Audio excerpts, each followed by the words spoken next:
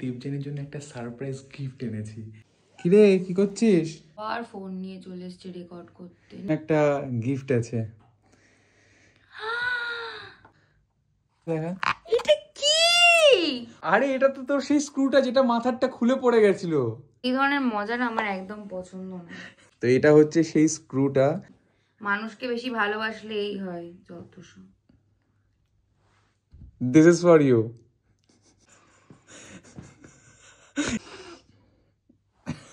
আচ্ছা আচ্ছা, আরে কাঁদিস না কাঁদিস না।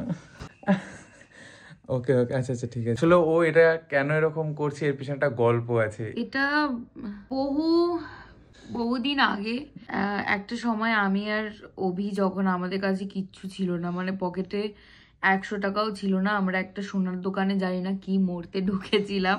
এই রকমই একটা আংটি তখন আমার পছন্দ হয়েছিল, এই সামনে ডায়মন্ড দেওয়া। হ্যাঁ, তো দাম শুনে আমরা দুজনেই পালিয়ে গেছিলাম দোকান থেকে। এটা ঠিক। অভি আমাকে বলেছিল যে ঠিক হবে, একদিন আমি তোকে ঠিক কিনে দেবো, আর আজকে ও মনে করে ঠিক। আরে আচ্ছা আচ্ছা, আমি বুঝতে পারছি ওর ইমোশনটা। আই গেস তোর হয়ে যেতে পারে। একদম পারফেক্ট। ঠিক আছে, আমি জানতাম জানিস তো তুই পারবি, আমি জানি এটা, কেউ বিশ্বাস করুক আর না করুক, আমি এটা জানতাম যে এমন কোনো কাজ হতেই পারে না যেটা তুই পারবি না।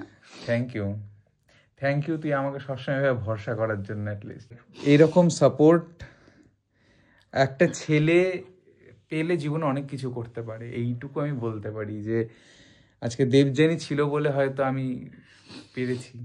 অভি তুই অনেক বড় হয়ে গেলি রে দেখতে দেখতে, মানে সুন্দর লেগেছে আমার, আর তোর হাতে খুব মানিয়েছে। সব থেকে মজার ব্যাপার হচ্ছে ভাই সাইজটা আমি ঠিক পেয়ে গিয়েছি। তোকেও থ্যাংক ইউ সবসময় আমার পাশে হয়ে থাকার জন্য। আমি তো জানি তুই পারবি।